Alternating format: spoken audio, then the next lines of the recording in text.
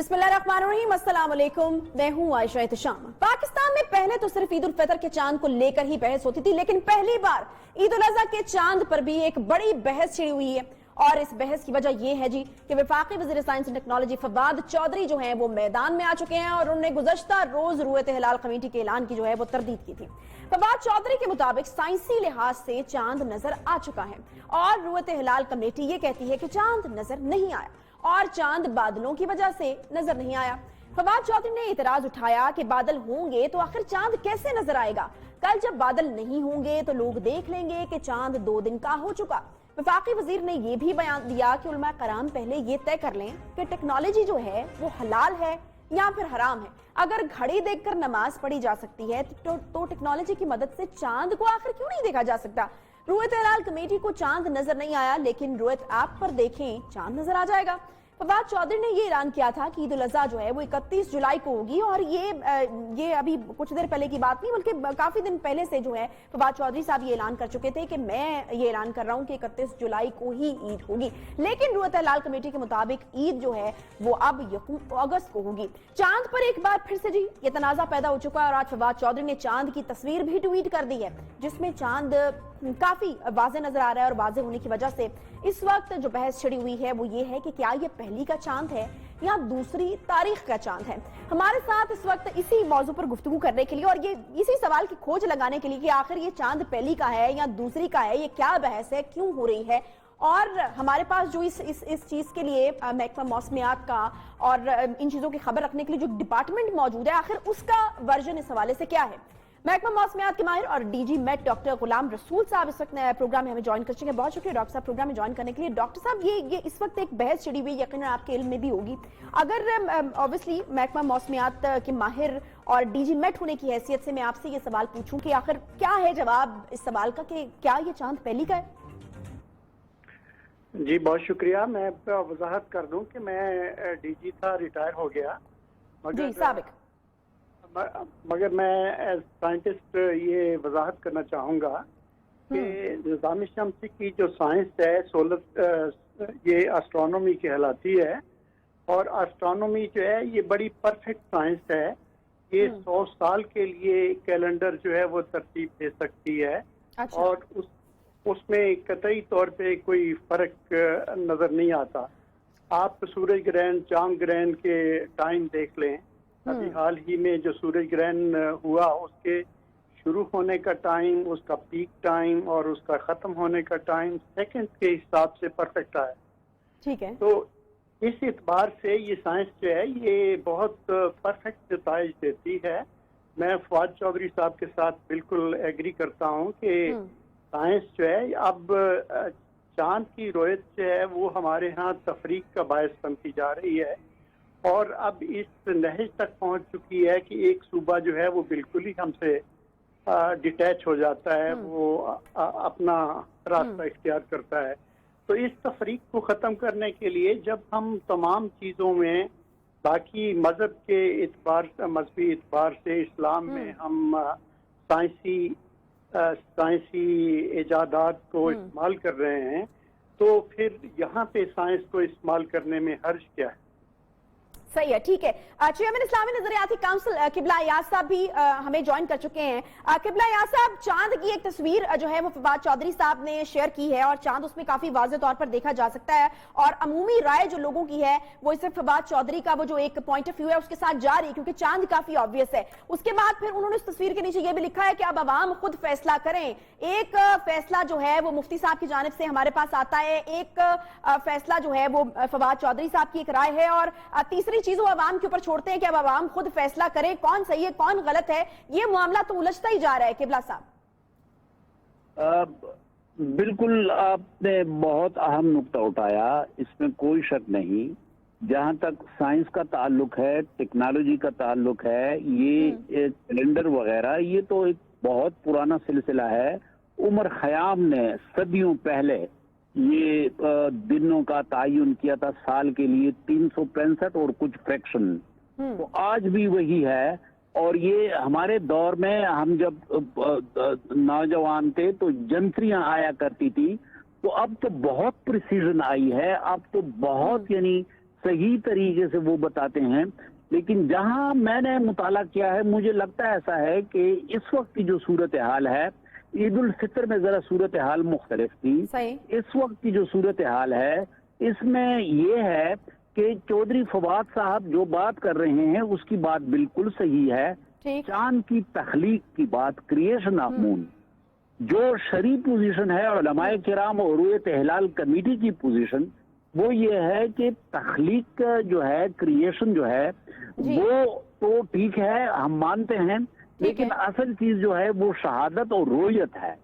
तो अब जो लोग ये कहते हैं कि चांद की शक्ल जो है वो ऐसी लगती है कि ये दूसरे दिन का चांद है, देखिए तख्लीक जब चांद की हो गई तो अब जब ये काबिल रोयत चांद हो गया तो यकीनन इसकी शक्ल ऐसी ही होनी चाहिए। तो ये एक सूरत हाल है। मुझे तो कोई इसमें तजाद नहीं लगता, सिवाय इसके कि हमारे मोहतरम चौधरी साहब हमारे बहुत अच्छे दोस्त हैं, उनको वैसे ये एक दिलचस्पी है कि वो छेड़ते हैं, तो कोई मुझे ऐसी कोई उलझाव की बात इसमें नहीं लगती। लेकिन किबला यासम, मसला तो बहुत बड़ा है, उलझाव तो बहुत बड़ा है। ये दो लोगों के दरमियान की बात नहीं है, ये किसी की ईगो की बात नहीं है। प्रॉब्लम ये है कि लोगों का मजहबी सेंटिमेंट अगर इस तरीके से हर्ट होता है, या फिर लोगों को, पाकिस्तान की आवाम को ये लगना शुरू हो गया है कि शायद इस तरीके से हमें उलझाने की कोशिश की जा रही है। और पता नहीं, आप समझ सकते हैं कि अगर मजहबी सेंटिमेंट लोगों का हर्ट होता है तो लोग हर्ट होते हैं। अब सवाल जो एक उठ रहा है वो ये उठ रहा है कि अगर फवाद चौधरी साहब ठीक कह रहे हैं और फिर लोग अपनी आंख से अब चांद को देख रहे हैं और काफी वाज़ेह तौर पर चांद नजर आ रहे हैं, तो लोग ये सवाल कर रहे हैं कि आखिर ईद फिर कब होगी? क्या इस मसले को आगे चलकर सुलझाया जाएगा या फिर जिस तरीके से जो चीजें हो रही हैं उसी तरह से चलती रहेंगी? देखिए, कानूनी तौर पे तो ईद उसी इदारे के ऐलान के मातहत होगी या उसी के ऐलान के मुताबिक होगी कि जिस इदारे को हुकूमत ने ये जिम्मेदारी दी है। अब ये जिम्मेदारी जो है ये चौधरी फवाद साहब के पास नहीं है, ये रुयत हिलाल कमेटी के पास है। तो ईद तो और रमजान शरीफ तो उसी के ऐलान के मुताबिक होगा। आज जो नई सूरत हाल है उसमें यह है कि ईद उल फितर में आमतौर पे जरा जो मामला था वो जिस तरह जनाब इफ्तिखार आरिफ साहब ने भी इशारा किया, वो पूरा सूबा नहीं बल्कि खैबर पख्तूनख्वा के कुछ इलाकों और बाकी मुल्क के दरमियान एक उलझाव की कैफियत होती थी। इस वक्त वो कैफियत नहीं है, बल्कि इसका रुख मुड़ गया है और इस वक्त इसको साइंस और टेक्नोलॉजी और मजहब का रुख दिया जा रहा है। और वो खैबर पख्तूनख्वा के मुफ्ती पोपल जई के साथ कोई तनाव नहीं है, बल्कि तनाव आ गया है दो इदारों के दरमियान। किबला साहब कि जब से ये फवाद चौधरी साहब का और मुफ्ती मुनीबुर रहमान साहब का तनाव शुरू है, पोपल जई साहब का तनाव तो कहीं बहुत पीछे रह गया। पहले हम उसके ऊपर बहस करते थे या उसके ऊपर बात करते थे, लेकिन अब प्रॉब्लम यही है कि क्या ये अब अना का मसला बन चुका है? क्या अना का मसला बना लिया गया है इसको? नहीं, मेरा ऐसा ख्याल नहीं है। मैं ये समझता हूँ कि चूंकि जो हमारी जो कमेटी है रुयत हिलाल कमेटी, इसका यकीनन एक TOR है, लेकिन इस TOR में जरा वसत और तरमीम की जरूरत है।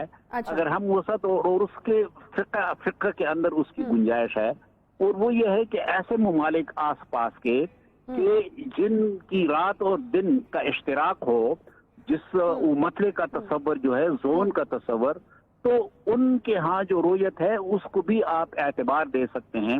तो अगर ये अच्छा, मुझे एक चीज बता दीजिए किबला साहब, बार बार जिस चीज का हवाला फवाद चौधरी साहब देते हैं वो रुयत ऐप का देते हैं। मुझे ये बताइएगा, रुयत ऐप के थ्रू अगर चांद नजर आ जाए तो क्या फिर उस तरीके को सही माना जाएगा, अगर मैं इस्लामिक पॉइंट ऑफ व्यू से आपसे पूछूं तो? अब ये तो खैर उलमाए किराम के सामने या अगर इस्लामी नजरियाती कौंसिल के सामने ये सवाल आ जाए तो यकीनन हमारा शोबा तहकीक इस पे काम करेगा। और ये इसके इम्कानात हैं, यानी कुछ मुल्कों में इसको एडॉप्ट भी किया गया है। पाकिस्तान में इस पे मजीद काम करने की जरूरत है। मसला काबिल हल है, लेकिन मैं आपको बताऊं मसला इस वक्त ये है कि ये जब रमजान शरीफ को कुछ दिन पहले ये मसला उठा लिया जाता है या ईद उल फितर से पहले, ये जरूरत इस बात की है कि पूरा साल इस पे काम हो जाए और वो लोग जिनको कुछ इबामात हैं उनको स्पेस टेक्नोलॉजी वाले और मुख्तलिफ जो माहिरीन हैं इसके रोयत के और चांद की तख्लीक के इदारे जो हैं, इनको ऑन बोर्ड ले लें तो यकीनन अच्छा, किबला साहब फवाद चौधरी साहब एक और पॉइंट उठाते हैं। वो ये कहते हैं कि पहले तो सबसे पहले जैसा आपने कहा ना کہ ہمیں جو ہے وہ 1 سال پہلے سے یہ طے کر لینا چاہیے, کچھ چیزیں طے کر لینی چاہیے, یا اس کے اوپر جو ہے وہ بات ہو جانی چاہیے تاکہ جب موقع آئے تو اس وقت جو ہے وہ بحث نہ چھڑے. وہ یہ کہتے ہیں کہ سب سے پہلے آپ لوگ یہ طے کر لیجئے کہ ٹیکنالوجی حلال ہے یا حرام ہے, کیونکہ بات تو یہیں سے شروع ہوگی.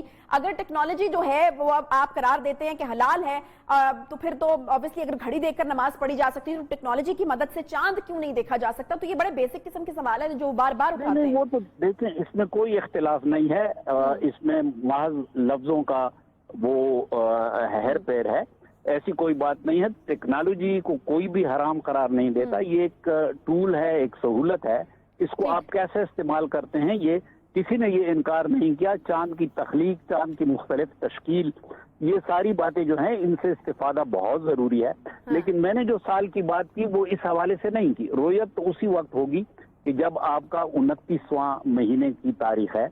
میں نے جو بات کی وہ یہ ہے کہ یہ لوگ اس قسم کے سوالات اس وقت اٹھانا شروع کر دیتے ہیں جب بالکل رمضان شریف سر پہ ہوتا ہے, یا عید الفطر, یا عید الاضحیٰ. یہ پہلے سے ان کی تھوڑی سی یا ٹریننگ یا ان کی انڈرسٹینڈنگ کو انہانس کرنا, اس قسم کے انتظامات حکومت کی طرف سے ہونے چاہیے تاکہ ایک بار جن لوگوں کے ابہامات ہیں, بالخصوص خیبر پختونخوا کا صرف پشاور نہیں ہے بلکہ سوابی کے اندر اپنی کمیٹی ہے, ذاتی نجی طور پہ پرائیویٹ کمیٹی ہے, رجڑ چارسدہ کے اندر ہے, مردان کے اندر ہے, کوہاٹ میں ہے, کرک میں ہے, بنو میں ہے. عام طور پہ کبھی تو ایسا ہوتا ہے کہ پشاور سے پہلے, مفتی پوپلزئی سے پہلے بنو سے اعلان ہو جاتا ہے. لیکن چونکہ میڈیا میں وہ اضلاع نہیں آتے, میڈیا میں زیادہ تر میڈیا ہائپ جو ہے وہ پوپلزئی صاحب کے حوالے سے ہے, تو ابھی اب بھی میری یہ تجویز ہے کہ یہ گزر جائے, عید الاضحیٰ گزر جائے, اس کے بعد حکومت کو سنجیدگی سے اس مسئلے پہ سوچنا چاہیے. اور اسلامی نظریاتی کونسل ایک آخری سوال, اس کے اوپر کوئی نظر ثانی نہیں ہوگی قبلہ صاحب, کیونکہ اب آج کے چاند کے بعد ایک بڑی بحث چھڑ چکی ہے, لوگ جو ہیں اس کے اوپر بات کر رہے ہیں اور وہ جاننا چاہ رہے ہیں کہ اب عید کب ہوگی. تو آپ ایک مطلب اپنی طرف سے اسلامی نظریاتی کونسل کے چیئرمین کی حیثیت سے وہی معاملہ ہوگا جو کہ مفتی منیب الرحمان صاحب نے کہہ دیا, یا پھر اس کے اوپر نظر ثانی ہو سکتی ہے؟ عید 31 کو ہو رہی ہے یا یکم کو؟ نہیں, وہ تو یہی ہے نا کہ جو اعلان قومی اسمبلی کی قرارداد کے نتیجے میں جو کریت ہلال کمیٹی بنی ہے, جو کہ آتورائزڈ کمیٹی ہے, تو یقیناً فیصلہ تو اسی کے مطابق ہوگا اور عمل بھی اسی کے مطابق ہوگا. تو اس کے مطابق تو 1 اگست کو عید ہے, عید الاضحیٰ ہے. اچھا ٹھیک ہے, مطلب ایک یہ آپشن ہو سکتا ہے کہ وہ کمیٹی اپنا فیصلہ واپس لے لے, اس طرح کی کوئی چیز ہو, یا اس کے اوپر نظر ثانی وہ خود کرنا چاہے تو ان کی ثواب ہے. مشکل لگتا ہے کیونکہ انہوں نے اعلان کیا ہے. ٹھیک ہے, بہت شکریہ. ہمارے ساتھ قبلہ یہاں صاحب موجود تھے, چیئرمین اسلامی نظریاتی کونسل. ایک چھوٹا سا یہاں پہ بریک لیں گے, بریک کے بعد واپس آتے ہیں, ساتھ رہیے.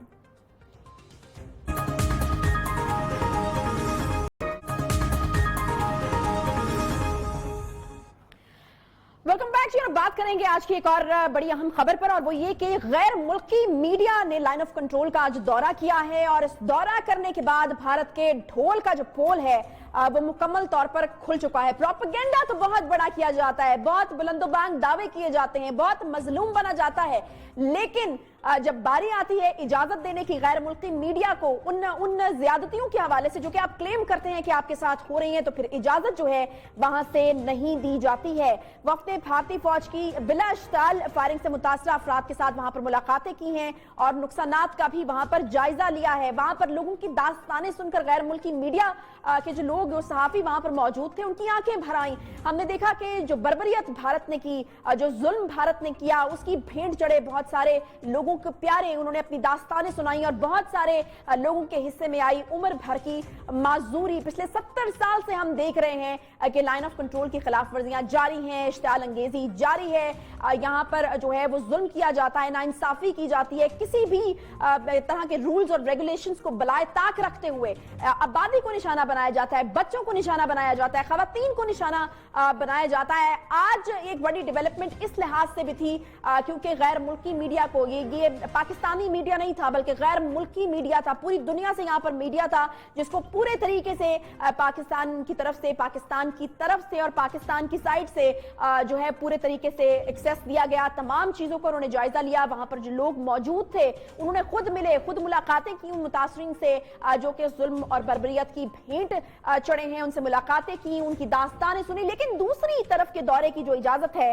वो नहीं मिल पाई है, रसाई जो है वो नहीं दी गई है। प्रोपेगेंडा बहुत बड़ा, लेकिन उसके बाद जब दूध का दूध या पानी का पानी होने की बारी आती है तो फिर जो है इजाजत नहीं दी जाती कि हमारी तरफ की जो है चीजें आप वो नहीं देख सकते। दूसरी तरफ लाइन ऑफ कंट्रोल की जो है वो चीजों को नहीं देखा जा सकता, क्योंकि अगर इस तरीके से हो जाता और इजाजत मिल जाती तो फिर तो यकीनन जो है वो पूरे तरीके से पोल खुल जाता। लेकिन गैर मुल्की मीडिया जो है वो इतनी सेंस रखता है, इतनी काबिलियत रखता है कि वो देख कर गए हैं कि किस तरीके से यहाँ पर लोगों के ऊपर जो है वो जुल्म हुआ है, बर्बरियत हुई है, किस तरीके से यहाँ पर लोग जो है मुतासिर हुए हैं, और दूसरी तरफ जो प्रोपेगेंडा हो रहा है उसकी असल हकीकत क्या है। तो ये एक बड़ी अहम खबर थी। एक और अहम खबर बिल्कुल पाक बंगला ताल्लुकात में आज एक बड़ी पेशरफ्त हुई है। आज वज़ीर आज़म इमरान खान और बांग्लादेश की वज़ीर आज़म शेख हसीना वाजिद के दरमियान टेलीफोनिक गुफ्तगू हुई है। ये बातचीत आपको बताएं कि उस वक्त हो रही है कि जब मोदी की इंतहा पसंदाना सोच के खिलाफ खित्ते के तमाम ममालिक और खास तौर पर भारत के हमसाया ममालिक मोदी की सफाकियत के खिलाफ उठकर खड़े हो चुके हैं। पाक बंगला ताल्लुकात में एक लंबे अरसे से सर्द मोहरी रहने के बाद अब सरबराहान मुमलकत के दरमियान राबताकारी जो है वो एक गैर मामूली वाकया है। 2016 के बाद पाकिस्तान के बांग्लादेश के साथ ताल्लुकात में तलखी काफी बढ़ गई थी, जिसके बायस 20 महीना एक लंबा ऑब्वियसली अरसा होता है, बांग्लादेश में पाकिस्तान की जानिब से किसी भी सिफारतकार के नाम की मंजूरी ही नहीं दी जा रही थी। लेकिन नवंबर में ढाका की तरफ से इमरान अहमद सिद्दीकी के नाम पर रजामंदी जाहिर की गई, जिसके बाद बांग्लादेश की हुकूमत के साथ पाकिस्तान के सिफारती ताल्लुकात में बेहतरी आने की उम्मीद पैदा हो चली है। आज बंगाली वज़ीर आज़म इमरान खान के साथ बातचीत के बाद क्या पाक बंगला ताल्लुकात में जो तलखियां हैं वो खत्म होने जा रही हैं? क्या एक नया बाब जो है वो खुलने जा रहा है, शुरू होने जा रहा है? क्या बंगाली वज़ीर आज़म पाकिस्तान का दौरा करेंगे? इसी पर बिल्कुल हम बात करेंगे। मेहमानों का तारुफ भी आपसे कराते हैं। हमारी थी, हमने इंसाफ नहीं दिया अपने लोगों को, और आज भी अगर हम अपने लोगों को इंसाफ नहीं देंगे, फाटा के लोगों के बुरे हालात हैं, उनकी हमें मदद करनी है। बलूचिस्तान में कई इलाके हैं, पीछे रह गए लोग। ये याद रखें, एक फौज मुल्क को इकट्ठा नहीं रख सकती, मुल्क को उसकी अवाम इकट्ठा रख। इस वक्त साबिक वज़ीर ख़ारजा सरदार आसिफ अहमद अली साहब हमारे साथ मौजूद हैं। बहुत शुक्रिया सरदार आसिफ अहमद अली साहब प्रोग्राम में ज्वाइन करने के लिए। कितनी बड़ी पेशरफ्त, अगर मैं कहूँ आसिफ अहमद अली साहब, कितनी बड़ी पेशरफ्त है एक लंबा अरसा सर्द मोहरी के बाद, और खित्ते के अगर इस वक्त हम माहौल को देखें, इस वक्त हम सिचुएशन को देखें, तो क्या मानते हैं आप?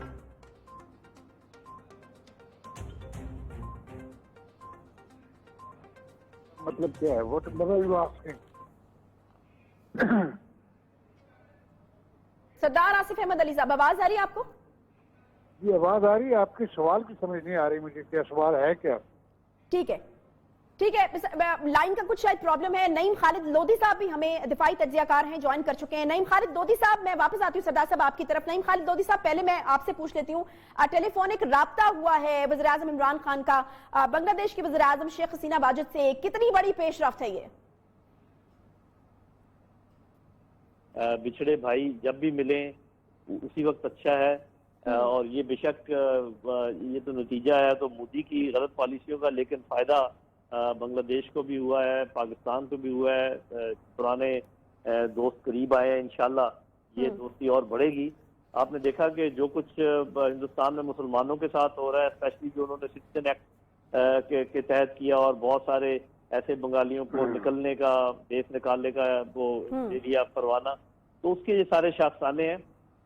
तो आप देखेंगे इंशाल्लाह जिस तरीके से अगर ये बातचीत कामयाब होती है, बड़ा अच्छा हुआ कि दोनों वज़ीर आज़म की टेलीफोन पे बात हुई। आगे ये मजीद वज़ीर ख़ारजा के लेवल पे गुफ्तगू होगी, लोग आए जाएंगे, ज़्यादा हमारे रवाबत बढ़ेंगे। तो मेरा ख्याल है कि पुरानी यादें जब ताज़ा होंगी तो आप देखेंगे कि ये मुल्क बहुत करीब आएंगे, क्योंकि कुदरती तौर पर یہ امر ہے کہ وہاں پر جو لوگ بستے ہیں، یہاں پر جو لوگ بستے ہیں، کچھ ٹھیک ہے، کچھ دیر کے لیے تلخیاں تھیں، آہستہ آہستہ لوگ ان کو بھلا رہے ہیں، ان کو اوور کم کر رہے ہیں، اور یہ صحیح طریقہ ہے کہ پرانی تلخیوں کو بھلا کر نئے راستوں پر چلنا چاہیے. اور مجھے ایسا ہی نظر آ رہا ہے کہ آنے والے سالوں میں پاکستان اور بنگلہ دیش دو بھائی ملکوں کی طرح آگے چلیں گے انشاءاللہ. سردار صاحب، میں آپ کی طرف آؤں گی. کیا ایکسپیکٹیشنز رکھنی چاہیے اور کتنی بڑی اور مثبت قسم کی پیش رفت ہے اس وقت؟ کیا ہم صحیح ٹریک کے اوپر چل رہے ہیں؟ اور خطے میں اس وقت اگر صورتحال کو دیکھا جائے تو آپ کو لگتا ہے کہ آگے آنے والے دنوں میں یہ امید رکھنی چاہیے کہ اس طرح کی کوئی چیز ہمیں نظر آئے گی اور چائنا کا اس میں جو ہے وہ بڑا اہم کردار ہو سکتا ہے؟ جی دیکھیں، اب پچھلے 3-4 ماہ میں کچھ تبدیلیاں بڑی پاکستان کے نقطہ نظر سے بڑی مثبت تبدیلیاں آئی ہیں اس خطے میں. پہلا تو انڈیا اور چائنا کے جو لداخ میں کلیشز ہوئے ہیں، اور ہندوستان کی اس سے پرسٹیج بہت گری ہے، ساری دنیا میں گری ہے، کیونکہ وہ ایک لائن آف ایکچوئل کنٹرول جو کہ ڈیمارکیٹڈ بارڈر نہیں ہے لداخ میں، انہوں نے اس کا فائدہ اٹھانے کی کوشش کی، اور وہ اس لائن کے پرلی پار انہوں نے اپنی ایکٹیویٹی، سڑکیں بنانا، یہ کرنا وہ کرنا، تو ان پہ چائنا نے ریئیکٹ کیا اور اس لائن آف ایکچوئل کنٹرول کو انہوں نے دوبارہ اسٹیبلش کیا، اور ہندوستانی فوجی مارے گئے. اس کے بعد دیکھنے میں یہ آیا ہے کہ اس سے پہلے نیپال کے ساتھ ایک جھگڑا ان کا شروع ہے، کیونکہ نیپال کی جو ٹیریٹری ہے وہ بھی لگتی ہے چائنا کو، تبت کو لگتی ہے، لداخ کو بھی لگتی ہے. تو ادھر انہوں نے ان کی ٹیریٹری کے تھرو ایک سڑک بنانے کی کوشش کی، اور وہاں بڑی سخت ری ایکشن ہوئی. بنگلہ دیش کے ساتھ بھی ان کے بڑے مسائل ہیں. یہ درست ہے کہ جو حسینہ واجد علی ہیں، ان پہ ہمیں کچھ زیادہ امیدیں نہیں لگانی چاہیے، کیونکہ یہ خالصتاً ہندوستان کی پرموٹڈ لیڈر ہے بنگلہ دیش میں. مگر اب انہیں بھی اس بات کا احساس ہو گیا ہے کہ اس خطے میں اگر رہنا ہے تو پاکستان کے ساتھ ریلیشن بنائیں گے اچھے، تو اس سے ان کی بارگیننگ پوزیشن ہندوستان کے ساتھ بہتر ہوگی. ان کے ساتھ ایک پانی کا ڈسپیوٹ ہے، پھر ایک بارڈر کا ڈسپیوٹ ہے، جہاں وہ بالکل اوپر جا کے ان کے شمالی علاقے میں، تو ادھر ایک ہندوستان کو ایک بارڈر نیا بنانے کی کوشش کر رہا ہے ہندوستان. تو ڈیمارکیشن وہ بنگلہ دیش کو پسند نہیں ہے. بہت سے ایشوز ہیں جو کہ ابھی دبے ہوئے تھے، اب باہر آ گئے. اس طرح سری لنکا وہ بھی ہندوستان کو پسند نہیں کرتا. اور پھر جو دوسرا دھچکا ان کو یہ لگا ہے کہ جو چابہار میں وہ انویسٹمنٹ کر رہے تھے، غالباً وہ امریکن پریشر کے تحت وہ وہاں انہوں نے انویسٹ کرنا بند کر دیا تھا، اور ایران نے بلاخر انہیں کہا کہ آپ تشریف لے جائیں، آپ کی ہمیں ضرورت نہیں ہے، اور نہ ہی وہ پائپ لائن میں ان کو حصہ دار بنا رہے. تو یہ ساری چیزیں جب دیکھیں مجموعی طور پہ، تو ہندوستان بیک فٹ پہ ہے، ڈیفینسو ہے، اور پاکستان بالکل ٹھیک پالیسی چلا رہا ہے، بڑے صبر و تحمل کے ساتھ، اور جواب دے رہا ہے. ٹھیک ہے جی، یہ پوائنٹ آف ویو سردار صاحب کا سامنے آ گیا. کامران یوسف صاحب سینئر صحافی ہمیں جوائن کر چکے ہیں. کامران صاحب، آپ کے مطابق یہ ایک بڑا بریک تھرو ہے، کیسے؟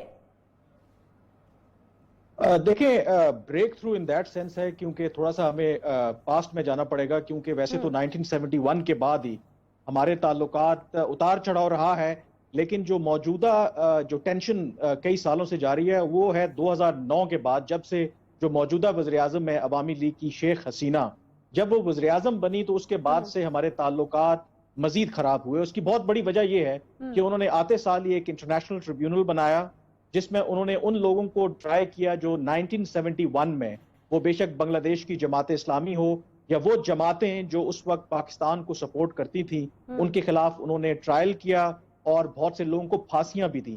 اب پاکستان کا اس حوالے سے بڑا واضح موقف تھا کہ 1974 میں ایک اگریمنٹ ہوا سیف فری کی پاکستان، بنگلہ دیش اور بھارت کے درمیان، جس میں یہ طے پایا کہ 1971 سے جو بھی جڑے واقعات ہیں، کوئی بھی جو تینوں یہ حکومتیں ہیں، کوئی اس طرح کی کارروائی نہیں کریں گی تاکہ پرانے جو زخم ہیں وہ دوبارہ نہ آ رہے ہوں. لیکن جو موجودہ گورنمنٹ ہے اس کو ماننے سے انکار کیا، جس کے نتیجے میں دونوں ملکوں کے درمیان تعلقات مزید خراب ہوئے، اور تقریباً 20 महीने तक पाकिस्तान अपना जो एम्बेसडर है, हाई कमिश्नर है, वहां पे तैनात करना चाहता था, उन्होंने उसकी मंजूरी तक नहीं दी।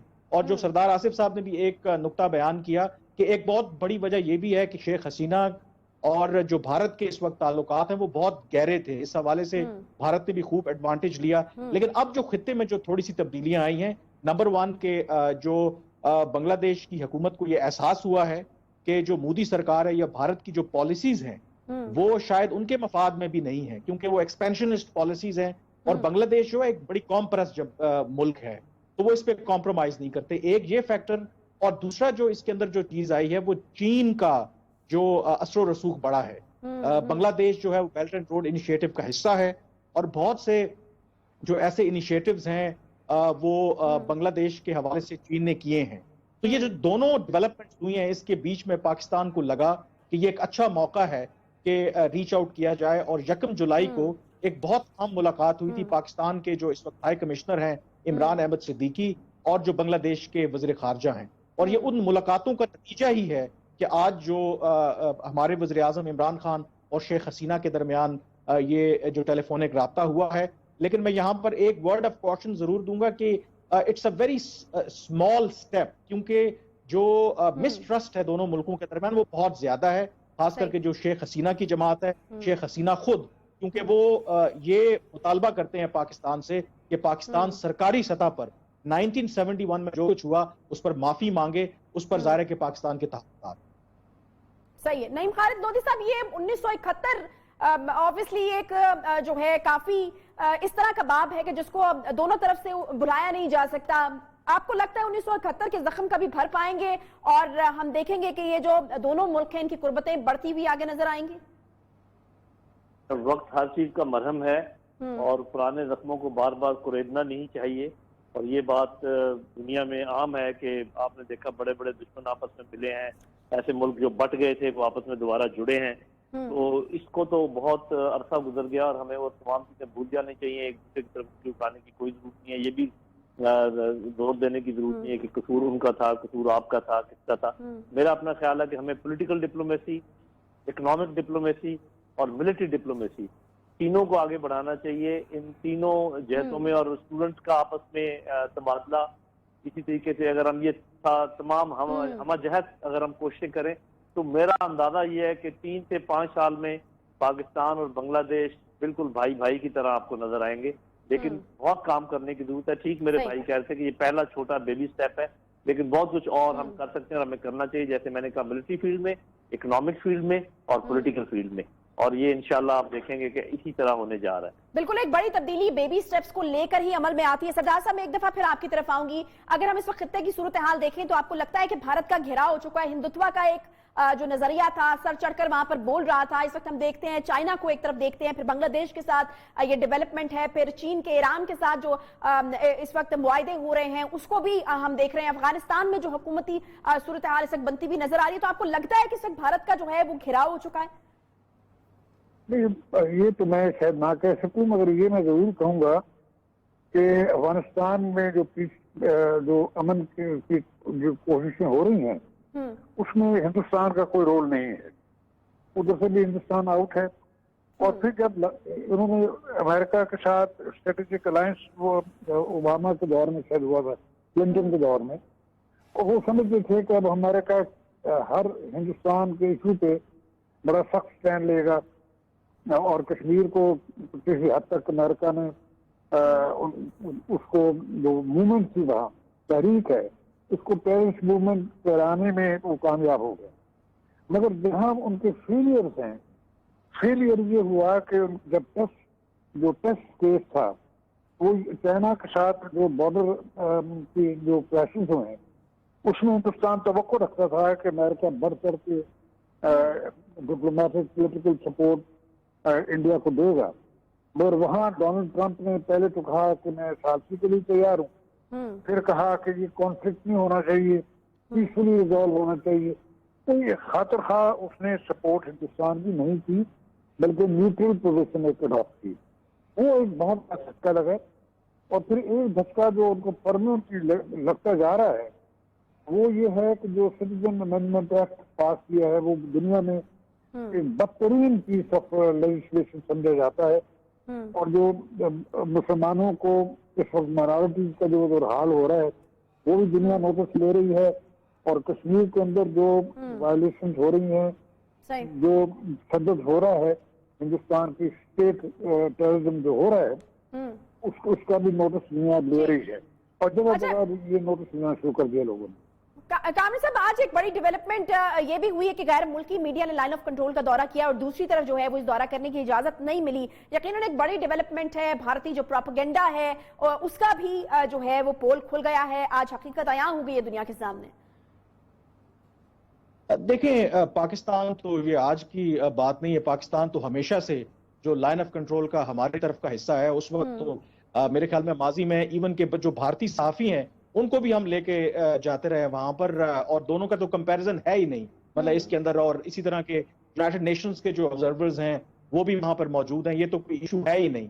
लेकिन जो मेन इशू है, जाहिर है हम बात करते हैं थोड़ा सा जज्बाती भी हो जाते हैं। आप जिक्र कर रही थी उनका घेराव हो रहा है। आप ये मत भूलें कि इस वक्त पूरी जो दुनिया में ना एक नई रीअलाइनमेंट्स हो रही हैं। मतलब एक तरफ चीन है और उनके इत्तेहादी हैं, ये बाकी जो एशिया के ममालिक हैं, दूसरी तरफ अमेरिका है और उनके इत्तेहादी ममालिक हैं। और ये कहना कि भारत बिल्कुल तन्हा हो रहा है, ऐसी बात नहीं है। मैं आज भी खित्ते के पॉइंट ऑफ व्यू से अगर बात की जाए, खित्ते की बात की जाए कामरान साहब, खित्ते की आप बात करें, लेकिन खित्ते में जो चीजें जो तब्दीलियां रूनुमा हो रही हैं वो लार्जर कॉन्टेक्स्ट में आप देखें, चीन और अमेरिका के दरमियान ये जो कोल्ड वॉर इस वक्त चल रही है उस कॉन्टेक्स्ट में हो रही है। जो जितने जो आप नेपाल की एग्जांपल दें, भूटान को सिर्फ छोड़ दें, उनके तो डिप्लोमेटिक ताल्लुकात भी नहीं है चीन के साथ, श्रीलंका हो, अब बांग्लादेश है, ईरान है। इसमें बहुत बड़ा जो फैक्टर है कि वो भारत से पीछे हट रहे हैं, वो चीन है। और दूसरी तरफ जो है अमेरिका जो है भारत को बढ़ावा दे रहा है। आज भी उनके जो वजीर खारजा हैं पोम्पेओ, बड़ा उनका एक बयान आया है जिसमें उन्होंने कहा है कि भारत जो है वो चीन की सप्लाई लाइन को तोड़ सकता है। और अगर पिछले कुछ दिनों में देखें, जो बहुत बड़ी जो अमेरिकन कंपनीज है उसमें गूगल है, फ्लिपकार्ट है, बहुत से हैं, बिलियंस ऑफ डॉलर्स की इन्वेस्टमेंट करने का उन्होंने ऐलान किया है। तो ये पोजीशनिंग हो रही है, मौजूद है। जब तक आपको आपके जो राइवल के अज़ाइम ना पता हो, उस वक्त तक आप सही पॉलिसी नहीं बना सकते। हमें क्या करना है कि हमें आज की दुनिया में जो आपके रिलेशनशिप डिटर्मिन करते हैं कि आपके पॉलिटिकल जो रिलेशनशिप है वो कितने ट्रांसलेट होते हैं इकोनॉमिक रिलेशनशिप में। अफसोस के साथ कहना पड़ता है कि हमारी अगर आप एक्सपोर्ट्स देखें, बायलैटरल ट्रेड देखें ममालिक के साथ, वो ना होने के बराबर है। हमारी फॉरेन पॉलिसी उस वक्त तक स्ट्रॉन्ग मजीद होगी जब हमारी ट्रेड और जो इकोनॉमिक डिप्लोमेसी है वो स्ट्रेंथन होगी, तब हम भारत को इफेक्टिवली काउंटर कर सकेंगे। अदरवाइज बहुत अच्छी बात है कि हम लाइन ऑफ कंट्रोल पर गैर मुल्की सहाफियों को लेकर के गए, लेकिन जो पॉलिटिक्स होती है, जो इस वक्त मगरबी ममालिक हैं या अमेरिका है, वो किसी भी तरीके कोई ऐसा इक़दाम नहीं करेगा जिससे भारत नाराज हो, क्योंकि उसकी वजह यह है कि भारत बहुत बड़ी मार्केट है। तो ये वो तमाम हकायक है, इनको सामने रख के हमने अपनी पॉलिसी बनानी है। बहुत शुक्रिया कामरान यूसुफ साहब, lieutenant general retired Naeem Khalid Lodhi साहब और सरदार आसिफ अहमद अली साहब हमारे साथ मौजूद थे। बहुत शुक्रिया। आप तीनों की आमद का एक छोटा सा ब्रेक लेंगे, ब्रेक के बाद वापस आते हैं, साथ रहिए।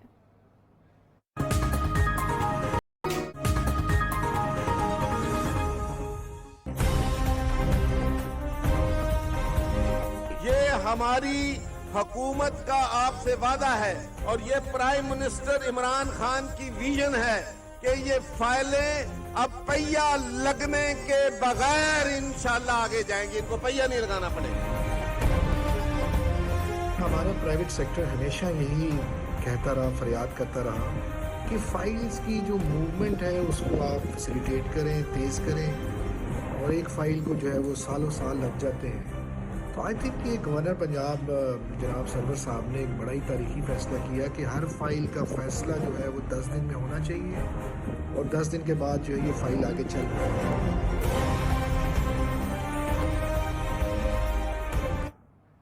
और आज गवर्नर पंजाब ने एक बड़ा वादा जो है वो पूरा कर दिखाया है। आज गवर्नर पंजाब चौधरी मोहम्मद सरवर की जानिब से हुक्म जारी किया गया है कि पाकिस्तान में तालीमी इदारों की सबसे बड़ी शिकायत थी कि तालीम गाहों के मसाइल के हल में सबसे बड़ी रुकावट ब्यूरोक्रेसी बन चुकी है, जो फाइल को दबा कर बैठ जाती है। तो अब गवर्नर पंजाब ने यह मसला حل ہی کر دیا ہے. بڑا زبردست قسم کا حل جو ہے وہ آج نکل آیا کہ فائل 10 سے زیادہ روکنے پر جو ہے افسران کے خلاف تعدیبی کارروائی ہوگی. اسی اہم موضوع پر گفتگو کرنے کے لیے میاں عمران مسعود صاحب ہمارے ساتھ موجود ہیں, ماہر تعلیم اور سابق وزیر تعلیم ہیں. میاں صاحب بہت شکریہ پروگرام میں جوائن کرنے کے لیے.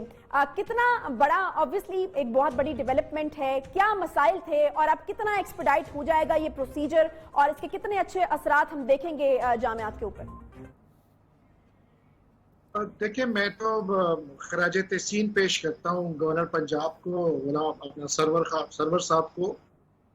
دیکھیں, یہ ہمارا ایک بنیادی یہ ریکویسٹ تھی, ایشو تھا کہ ہماری فائلیں رک جاتی ہیں پرائیویٹ سیکٹر کی, پبلک سیکٹر کی بھی رکتی ہیں, اور بہت ایشو تھا کہ اتنے زیادہ ہمارے یہاں پہ دفاتر ہے جہاں پہ فائل جاتی ہے. تو ہم نے اپنی ایسوسیشن کے ذریعے, جو پرائیویٹ سیکٹر کی ایسوسیشن تھی, ہم نے کہا کہ خدا کا واسطہ ہے ہمیں 1 ونڈو آپریشن آپ ہمیں دے دیں, اور ہماری فائلیں جو 4 سال پھنسی رہتی ہیں, جو نئے ہم نے پروگرام شروع کرنے, اس کو آپ اپنا حل کر دیں ہمارے مسئلے کو. لیکن یہ مسئلہ کسی نے نہیں حل کیا سوائے گورنر پنجاب نے, چودھری سرور صاحب نے. میں انہیں خراج تحسین پیش کرتا ہوں, بڑا انہوں نے دلیرانہ اپنا فیصلہ کیا.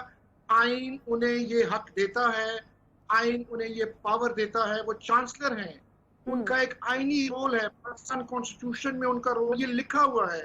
اور آج انہوں نے یہ بڑا زبردست فیصلہ کیا کہ 10 دنوں میں جو فائل کسی بھی انسٹیٹیوشن کی آئی ہے, پبلک پرائیویٹ یونیورسٹی کی یا اسپیشل انسٹیٹیوشنز کی, اس کو وہ جو افسر ہے, وہ دفتر ہے, اس کو آگے نکالے گا, اور اگر وہ نہیں نکالے گا تو اس کے خلاف تعدیبی کارروائی ہوگی. تو ہمارا مسئلہ تو حل ہو گیا. ہم تو یہی کہتے تھے, اور سارا وقت ہم یہ کہتے ہیں, 2 سال سے ہم اس حکومت کے آگے رو رہے ہیں کہ بھئی خدا کا واسطہ, جس یوتھ کو آپ آگے لے جانا چاہتے ہیں, جس ملک کی آپ ترقی چاہتے ہیں تعلیم کے ذریعے, تو تعلیمی اداروں کو جو آپ اس حق تو دیں آپ اپنا. صحیح, بالکل. گورنر پنجاب نے جو 1 سال پہلے وعدہ کیا تھا وہ پورا کر دیا, اور بالکل خراج تحسین کے وہ مستحق ہیں. بہت شکریہ میاں عمران مسعود صاحب ہمارے ساتھ موجود تھے. ایک اور اہم مدعا ہمیں اس وقت اٹھانا ہے, اور کرونا نے جہاں پر بہت سارے شعبوں کو, بہت سارے اداروں کو متاثر کیا ہے, وہاں پر ایک میرج ہالز جو ایسوسیشن ہے یا میرج ہالز کا کام ہے, اور obviously ان کے ساتھ بہت سارے لوگوں کا پھر آٹومیٹکلی روزگار جڑ جاتا ہے, وہ بھی بہت زیادہ متاثر ہو رہے ہیں. لگ بھگ 5 مہینے کا یہ لاک ڈاؤن ہے, کیا ہو چکا ہے, کتنا نقصان ہو چکا ہے اب تک, اور یقیناً ہم دیکھتے ہیں کہ جتنے چھوٹے چھوٹے ورکرز اور لوگ جڑے ہوتے ہیں وہاں پر تو نوبت فاقوں تک جو ہے وہ آن پہنچتی ہے. ہمارے ساتھ آج میاں الیاس صاحب موجود ہیں, صدر ہیں لاہور میرج ہال ایسوسیشن کے, اور سرپرست اعلیٰ ہیں آل پنجاب میرج ہالز کے. بہت شکریہ میاں صاحب. میاں صاحب, یقیناً بہت ہی ٹف قسم کا ٹائم ہے اس وقت. ہم دیکھ رہے ہیں کہ دیگر جو شعبہ زندگی ہیں ان کو آہستہ آہستہ SOPs کے ساتھ کھول دیا گیا ہے, لیکن میرج ہالز کا جو سلسلہ ہے, جو کام ہے, وہ اب تک نہیں کھلا, اور ابھی بھی لوگوں نے جو ہے وہ گھر میں چھوٹے چھوٹے فنکشنز کرنے کا جو سلسلہ ہے وہ شروع کر رکھا ہے. کس طریقے سے اور کس پیمانے پر اب تک یہ جو انڈسٹری ہے یہ متاثر ہو چکی ہے؟ ہمارے جو جتنے مسائل تھے وہ تو آپ نے بتا ہی دی ہے. تو اس میں یہ بات ہے کہ جو اصل بات جو میں کرنا چاہتا ہوں یہ ہے کہ تھوڑے دن پہلے ہماری میاں صاحب سے بات ہوئی تھی 14 جولائی کو. انہوں نے کہا تھا کہ حالات اچھے ہو گئے کرونا کے, تو اللہ کا شکر ہے کہ کرونا کے حالات کافی بہتر ہو چکے ہیں, مگر افسوس کہ میاں صاحب ابھی تک ہمیں کھولنے کی اجازت نہیں دے رہے. ہماری ان سے ریکویسٹ ہے کہ ہمارے پاس صرف یہ 20 دن ہے ربیع الاول کے, اس کے بعد پھر محرم سفر ہے, ہمارے پاس 5 مہینے پہلے ضائع ہو چکے ہیں. خدا کے واسطے, خدا کے 20 دن کے لیے تو ہمیں ریلیف دے دیں, تو ہم کچھ اب بچوں کی روزی کما لیں. ہمارے جو لاکھوں لوگ بے روزگار ہوئے ہیں, بے روزگار بچ جائیں, ان کو کوئی آکسیجن تھوڑی سی مل جائے, ان کا کام چل جائے. ہماری ان سے یہی ریکویسٹ ہے کہ پلیز اس سے یعنی کہ عید کے فوراً بعد اس کو کھول دیا جائے, تاکہ ہماری جو انڈسٹری تباہ حال ہو چکی ہے وہ اس کو تھوڑا سا سانس ملے. نہیں تو میاں صاحب, ابھی کیا بات ہوئی ہے؟ آپ یہ کہہ رہے ہیں کہ عید کے فوراً بعد اس کو کھول دیا جائے, تو وہاں سے کیا بات آئی کہ اس کو ابھی نہیں کھولا جائے گا؟ کتنا ٹائم اور مانگا گیا؟ دیکھیں 14 جولائی کو کہا تھا کہ اگر کورونا کے حالات بدتریج بہتر ہوتے رہے جیسے ہو رہے ہیں تو ہم اس کو کھول دیں گے. ہم ان کو وعدہ یاد دلانا چاہتے ہیں کہ آپ نے وعدہ کیا تھا کہ جی ہم کھول دیں گے, اب آپ کھول دیں اس کو. مسئلہ ہے کدھر, کیا ہمیں یہ سمجھ نہیں آتی کہ ایک طرف تو عمران خان صاحب کہتے ہیں کہ کرونا اور اس کو ساتھ کاروبار کو ساتھ چلنا ہے, مگر اس کو چلنے بھی نہیں دے رہے. اتنی بڑی انڈسٹری ہے جس میں خان صاحب خود کہتے ہیں کہ سروسز کی جو انڈسٹری ہے اس میں 30% لوگ پاکستان کے شامل ہیں. تو اتنے زیادہ لوگ جو انوالو ہیں وہ یعنی کہ وہ بیکار بیٹھے ہوئے. اس کے علاوہ اس کے ساتھ ہماری صنعتیں, تو زراعت ہمارے ساتھ ہے, پولٹری ہمارے ساتھ ہے, اس کے علاوہ کتنی کی انڈسٹری گنائیں آپ. جب ایک شادی ہو تو بے شمار اس کے رستے کھلتے ہیں, اس میں کپڑے والے یعنی کہ ہر کوئی انڈسٹری چاہے وہ گارمنٹس کی ہے اس سے بستا ہے. تو اچھا میاں صاحب مجھے یہ بتائے گا کہ اگر یہ سلسلہ جو ہے ستمبر میں جا کر بحال ہوتا ہے تو آپ کو لگتا ہے کہ یہ درست فیصلہ نہیں ہے کہ بیکاز آبویسلی اس کے بعد محرم ہے اور آپ لوگوں کا کام تو اس میں ویسے ہی بند ہو جاتا ہے؟ یہ ہے کہ یہ 5 ماہ پہلے ہو گئے، 7 ماہ ہو گئے، سال کے 12 مہینے ہوتے ہیں، 7 مہینے اس طرح گزر گئے ہیں، تو کہاں سے ہم کمائیں گے؟ اور اوپر سے ہم نے جو وعدہ کیا تھا کہ 50% ہم کاروبار بھی کم کر لیں گے، تو یہ تو سوچی سمجھی شاید کیا کیا کہیں ہم تو سمجھ نہیں آ رہی کہ کیوں ہمیں اس طرح اذیت دی جا رہی ہے۔ اچھا میاں صاحب ایک اور چیز یہ ہے کہ مطلب اگر یہ آپ کے پرزور اصرار پہ obviously بہت سے لوگوں کا روزگار جڑا ہوا ہے، اس کو کھلنا بھی چاہیے، اگر کھل بھی جاتا ہے تو پبلک کا جو رسپانس ہوگا وہ آپ کو لگتا ہے کہ وہ اسی طرح سے ہوگا جس طرح کے پہلے ہوتا تھا؟ obviously لوگ ڈرے ہوئے ہیں یا پھر لوگ اب آہستہ آہستہ اس چیز کے عادی ہو رہے ہیں اس لاک ڈاؤن کے عرصے میں گھروں میں چھوٹے چھوٹے فنکشنز کرنے کے، اور obviously لوگوں کا بھی ایک وہ ہوتا ہے کہ ایک منیمم اماؤنٹ میں یا بجٹ کے اندر جو ہے وہ فنکشن ہو جاتا ہے؟ نہیں وہ دیکھیں ہمارا کاروبار تو ویسے 50% کم ہو جائے گا، لوگ بھی کم آئیں گے، اس میں یہ ہے کہ جو گھروں میں فنکشن ہو رہا ہے اس سے تو یہ بات خود گورنمنٹ کو سوچنی ہے، گھر میں تنگ کمروں کے جب فنکشن ہوتے ہیں تو اس میں تو جو لاک ڈاؤن کیا گیا ہے بیماری سے بچنے کے لیے کیا گیا ہے، وہ تو گورنمنٹ خود وجہ بن رہی ہے بیماری کو پھیلانے کی۔ یہ ان کی یعنی آپ لوگ میسج دے رہے ہیں کہ ایس او پیز جو ہیں وہ لاگو کیے جائیں اور ایس او پیز کے مطابق جو ہے وہ میرج ہالز کو کھولا جائے، obviously کھلی جگہ ہوتی ہے تو ایس او پیز کو اگر فالو کر کے وہاں پر فنکشنز کا ارینج کیا جائے